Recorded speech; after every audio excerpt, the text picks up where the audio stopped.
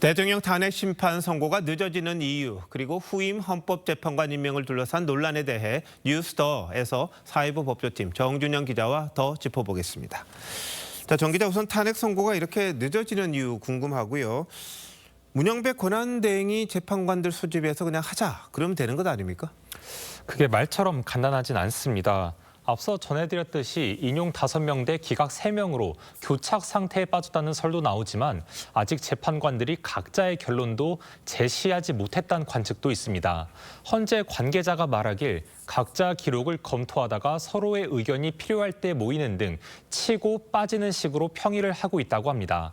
대통령 탄핵 TF는 인용, 기각, 각하 등 시나리오별 보고서를 만들어 놨을 걸로 전해졌는데 어떻게든 이번 주 내로는 헌재가 결론을 정하고 선고일 통지를 하지 않겠냐 이런 전망도 있습니다. 네, 근데 선고가 계속 미뤄지다 보니까요. 4월 18일 많은 분들이 이제 기억할 겁니다. 문영배, 이미선 두 사람이 이제 퇴임을 하는 날인데 이 시기를 넘기는 것 아니냐. 그러면 현 국면에서 새 재판관 2명을 임명할 수는 있는 겁니까?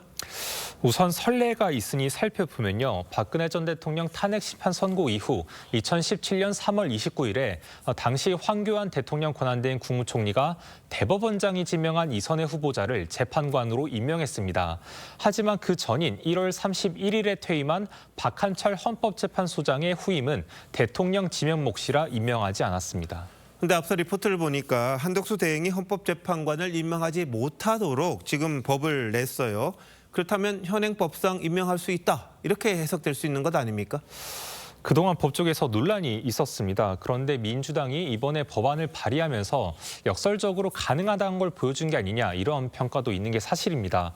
헌법재판소법 6조 3항에 따르면 임기 만료일까지 후임 재판관을 임명해야 한다고 적시돼 있기도 합니다. 야당은 앞서 한 총리가 헌법재판관 후보자를 임명하지 않았다고 탄핵 소추까지 한 적이 있고 마은혁 후보자 임명을 안 하면 또다시 탄핵한다고 벼르고 있는데 결국 법적인 문제라기보단 차기 헌재 주도권을 놓고 여야가 맞붙는 모양새로 보입니다. 4월 18일 이후 식물 헌재가 될지 여부는 오로지 정치권에 달려 있는 겁니다. 자, 지금 마은혁 후보자가 임명되지 않아서 한 명이 부족하고 여기에 문영배, 이미선 두 사람도 이제 후임이 없으면 그때는 어떻게 되는 겁니까?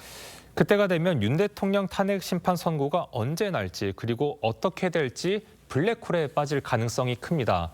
헌재가 또다시 6인 체제로 돌아가게 되기 때문입니다. 이진숙 방통위원장 탄핵 심판 때 심리 정족수 7명 규정이 정지돼서 심리 자체는 가능합니다.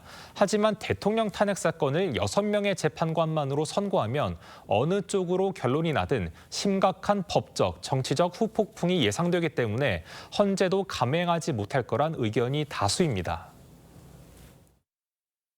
이게 만장일치 요구하는 게 되잖아요. 절정 정족수 3분의 2로 한 헌법 취지에 반해요.